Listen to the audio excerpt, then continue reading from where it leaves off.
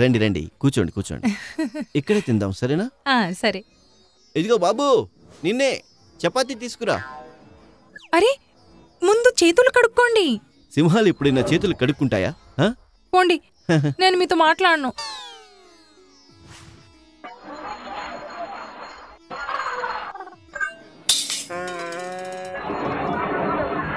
సరే సరే, ఆగాగు, చేతులు కడుక్కుంటాను.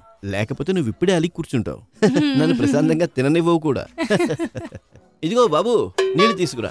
ముందు నన్ను చేతులు కడుక్కోనివ్వు.